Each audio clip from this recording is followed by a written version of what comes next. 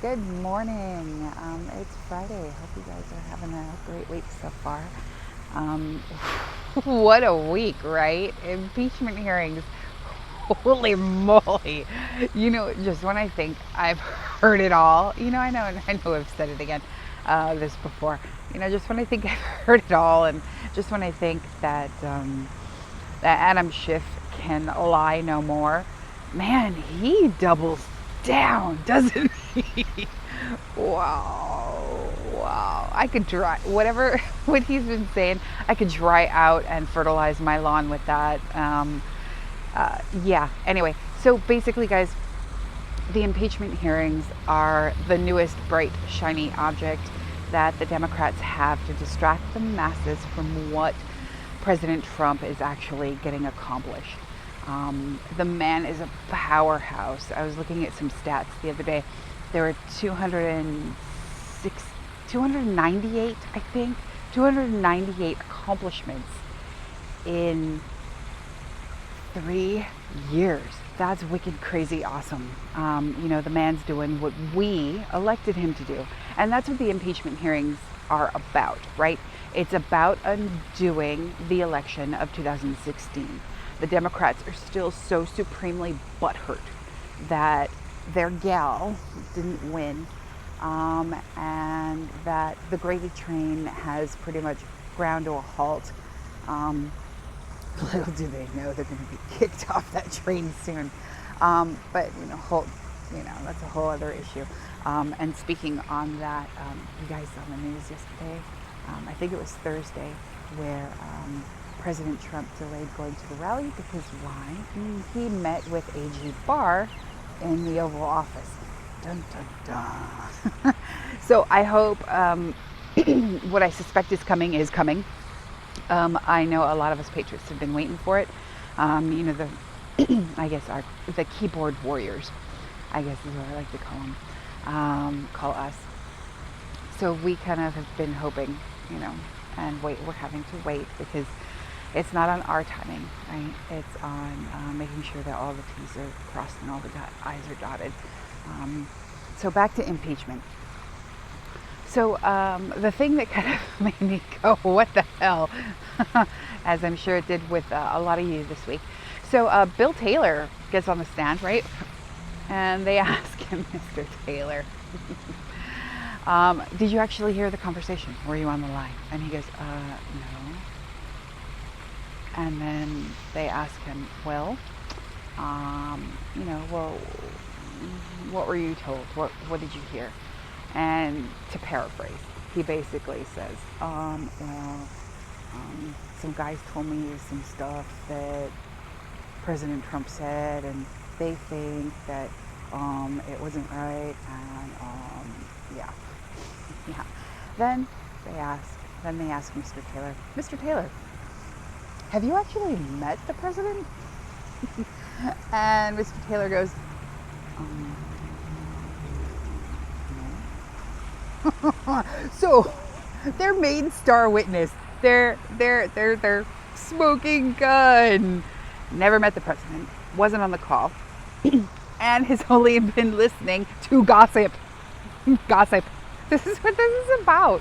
Oh, sorry, I don't mean to screech, but that's what this is about, right? This is about gossip and any kind of salacious gossip that slanders or maligns the president. And that's what the impeachment hearings are based on.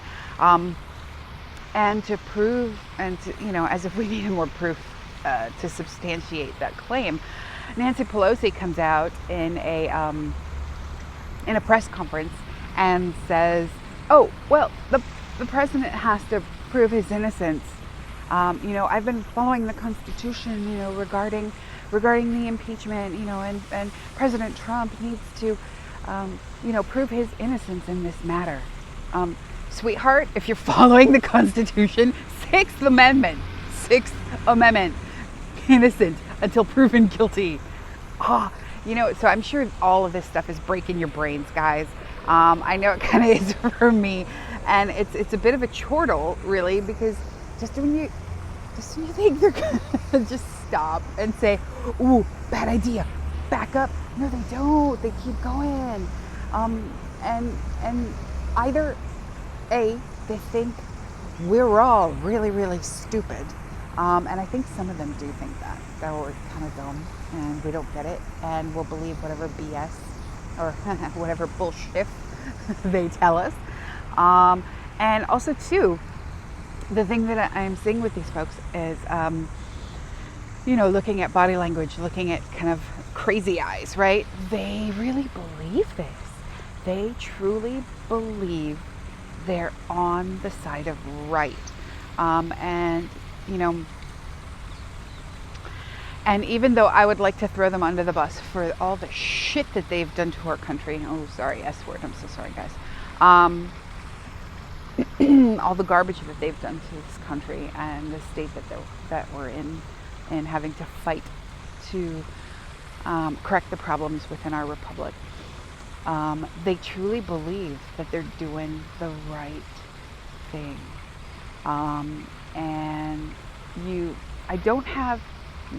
I understand it. I understand the psychology of it, because they've rewritten in their mind to minimize psychological harm, right, and to justify what they've been doing. And part of me wants to have compassion for them, but the level of disgusting behavior that they've exhibited kind of wipes that out for me. So I just pray that God's will be done in this matter, right?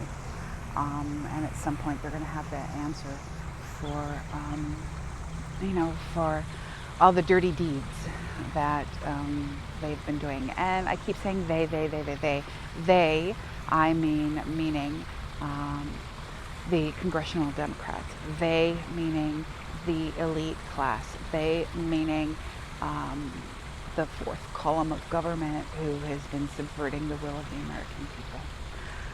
Anyway, guys, so another fun thing, not really fun, it's kind of disgusting when you think about it, wholly. Another interesting tidbit.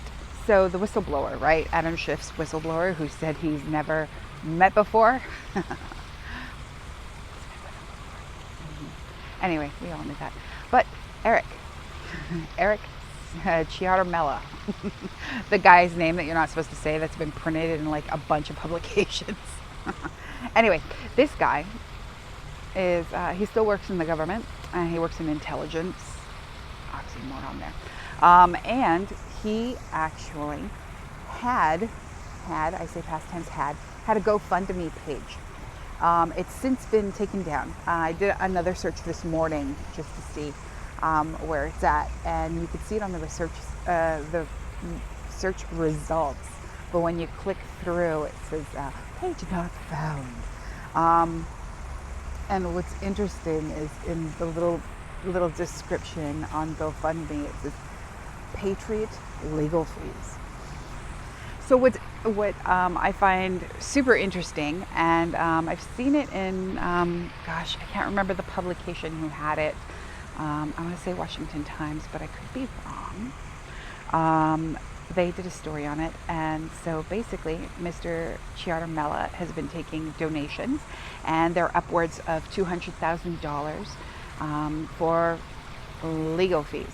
But what's interesting, because he still holds a position in government, and because the position in government that he has is in intelligence, here's the zinger, he may have broken the law, because people that are in the position that he is in, professionally, you are unable to receive gifts of any kind monetarily.